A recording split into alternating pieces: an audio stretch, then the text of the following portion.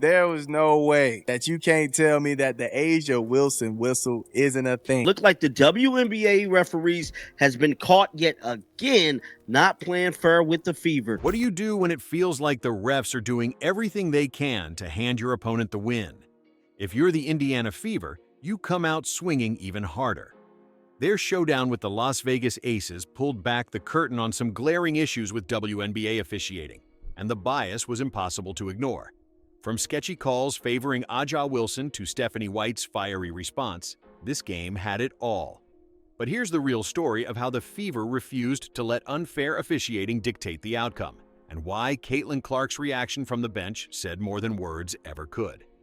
Want to know what finally pushed Stephanie White past her breaking point? Let's be honest, coaches don't blow up on refs without a good reason. But in this game, the officiating was so outrageously lopsided that even White couldn't hold back her frustration. From the very first tip-off, something felt off. The whistles started going Vegas's way right out of the gate, setting a tone that left Fever fans shaking their heads. And you know what's really maddening? When you can call the foul before the play even happens, because you already know which team the refs are going to favor. The tipping point came on a play that perfectly highlighted everything wrong with WNBA officiating. Aja Wilson clearly made contact with Aaliyah Boston from behind, contact that should have been an easy foul call. Instead, the refs called a jump ball. Boston got absolutely hacked, and the officials just looked the other way. That's when Stephanie White snapped. Her outrage was caught on camera as she unleashed on the refs, furious at what looked like a blatant effort to shield Wilson from accountability. Here's the truth. This wasn't some one-off bad call. It was a pattern. Aja Wilson kept getting superstar treatment all night long, the kind of leeway most players could only dream of. Meanwhile, when Aaliyah Boston made the exact same kind of contact, the whistle came instantly. But when Wilson did it, the refs suddenly acted like they didn't see a thing. Same game, same plays, but it felt like completely different rulebooks depending on the name on the back of the jersey. Sophie Cunningham saw the double standard up close. The exact plays that got her whistled for fouls were completely ignored when Aja Wilson was the one initiating contact. The inconsistency was so blatant, fans were yelling at their screens, watching refs apply one set of rules to Wilson and a completely different one to everyone else. Aaliyah Boston dealt with the same nonsense. Moves that Wilson pulled off without issue suddenly became fouls the moment Boston tried them. It wasn't subtle. Wilson was playing by her own rulebook, while the Fever were getting penalized for barely making contact or just breathing too hard. This wasn't just a string of bad calls, it was systematic bias, plain and simple. The refs looked like they were doing everything in their power to keep the Aces in a game they were clearly being outplayed in. It stopped feeling like basketball and started looking more like scripted drama, something straight out of professional wrestling. Just look at the free throw numbers. Vegas took 17 shots from the line, while Indiana only got 12, despite the Fever relentlessly attacking the rim all night. Those extra 5 attempts weren't the result of better execution. They were handed over by officials desperate to keep the Aces within reach. But here's what the refs didn't see coming: Indiana's heart, their fight. No amount of bias could shake the Fever's determination to win the right way. When it looked like corruption might steal the win, the Fever players rose up and hit back, hard. Each one delivered a blow to the Aces' championship momentum. You want to see real mental toughness? Watch how these women responded when the deck was stacked against them. Kelsey Mitchell came out of the gate ice cold, missing her first 4 shots and shooting just 4 of 19 through 3 quarters. The refs weren't making it easy either, disrupting Indiana's rhythm with call after call. A weaker player might have folded, but not Mitchell. She saved her fire for when it mattered most. In the fourth quarter, she was unstoppable, dropping 9 points on 4 of 5 shooting, including the dagger 3 that gave the Fever the lead for good. They never looked back. Natasha Howard put on an absolute clinic and made a statement by dominating Aja Wilson on both ends of the court. She notched her 6th double-double with 18 points on an efficient 6 of 9 shooting and pulled down 13 rebounds, completely outshining the so-called superstar who seems to get every call her way. In the third quarter, Howard exploded for 11 points, wiping out the Aces' lead and proving that raw talent beats officiating bias every time. She even buried a rare 3 and swiped 3 steals, turning in a performance that felt like a throwback to the Commissioner's Cup. when Aces fans started leaving early because they knew how it would end. Aaliyah Boston answered the call with a double-double of her own, 13 points and 10 rebounds, while battling relentless physicality and a whistle that never came. Despite getting hacked all night, Boston played with a new level of confidence, stepping out and knocking down shots from deep that forced the Aces to stretch their defense. She made them uncomfortable. And when the refs refused to call the obvious fouls, Boston adjusted like a pro, hitting shots they couldn't rob her of. That's how you fight back when the system's rigged against you. Sophie Cunningham kept her red-hot July rolling with 15 points on 4 of 5 shooting, draining 3 of 4 from beyond the arc like they were routine layups. For someone shooting a blistering 58.1% from deep over her last 6 games while averaging 13.7 points, this was just business as usual. Her deadly range and gritty, versatile defense made her an ideal fit alongside Indiana's core. And every time she knocked down another 3, you could see the frustration building on A'ja Wilson's face. It was written all over her. Aari McDonald delivered the knockout punch when it mattered most. With just 35 seconds left and the game on the line, she calmly drilled the clutch 3 that sealed the Aces' fate. She was a perfect 3 for 3 from deep, and that dagger was the only shot she took in the fourth quarter. Talk about choosing your moment.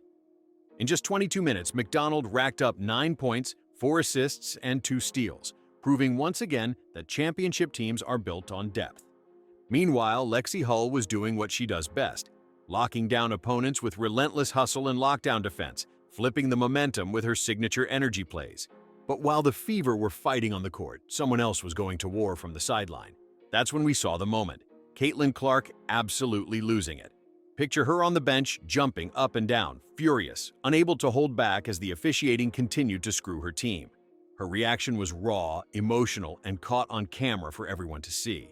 It wasn't just frustration, it was a player who couldn't stomach watching her teammates get robbed by biased refs.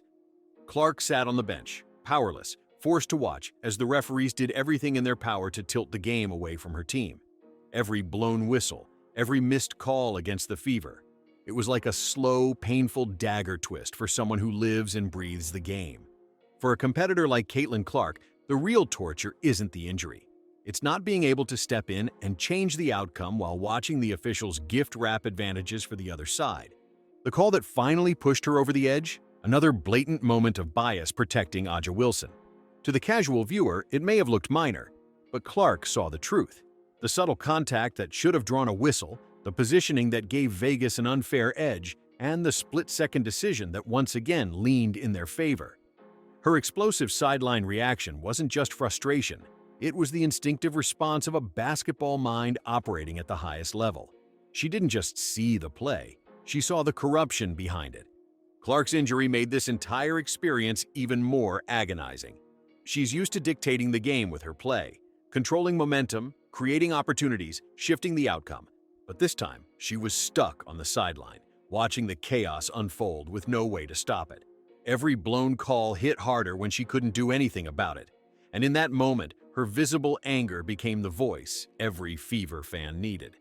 You want confirmation that something was off? Just look at Clark's reaction.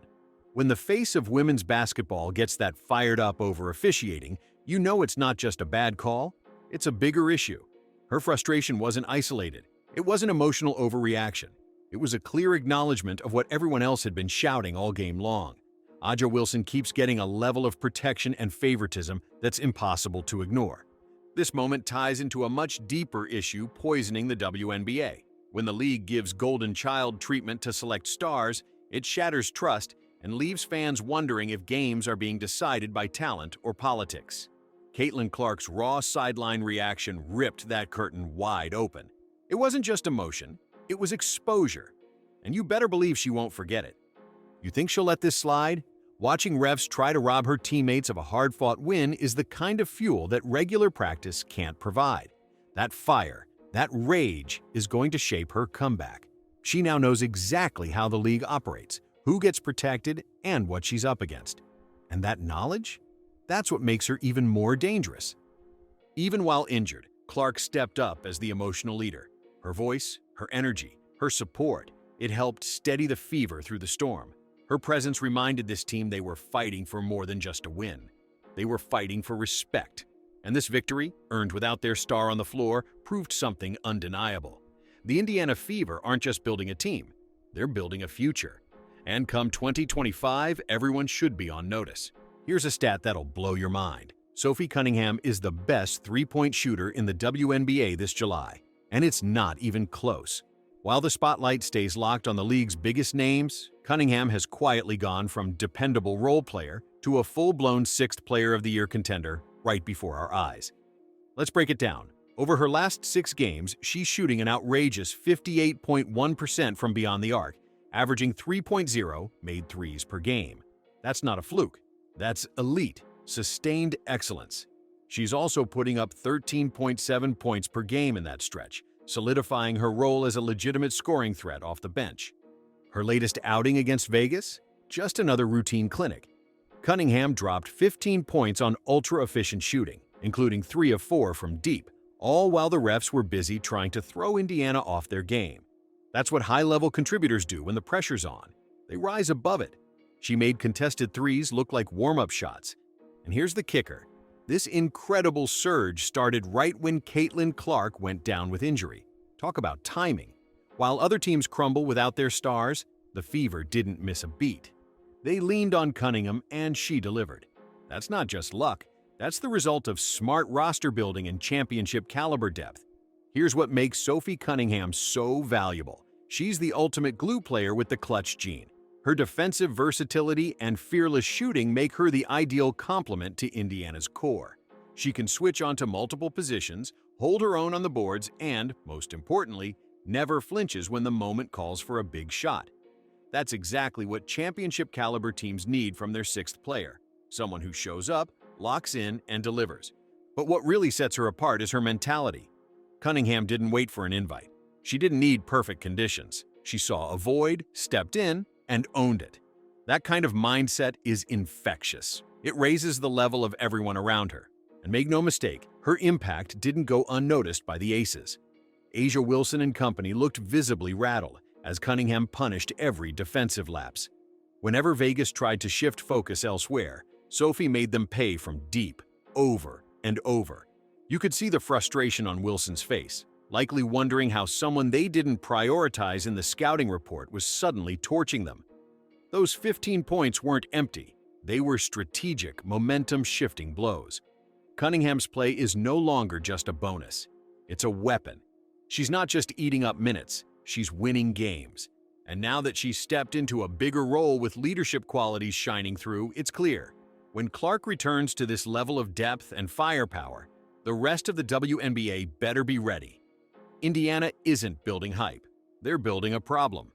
This win is bigger than just another notch in the standings. It's proof the Indiana Fever are building a championship-caliber culture that thrives under adversity, even when faced with blatantly biased officiating. With a 13-12 record and a season series victory over the Las Vegas Aces, they've locked in a critical tiebreaker that could shape playoff seeding down the stretch. This is a team that doesn't crack under pressure. They rise. And in 2025, the WNBA is going to find out exactly what happens when you try to hold back a team destined for greatness. When Caitlin Clark returns, she's not rejoining the same squad. She's stepping into a battle-tested unit with Sophie Cunningham shooting the lights out, Kelsey Mitchell delivering in clutch moments, and an entire roster that's grown stronger through adversity. Keep riding with this squad. What you're witnessing isn't a fluke. It's the beginning of something special. The Fever are coming, and they're ready to shock the basketball world with a roster that's transformed, resilient, and absolutely unshakable.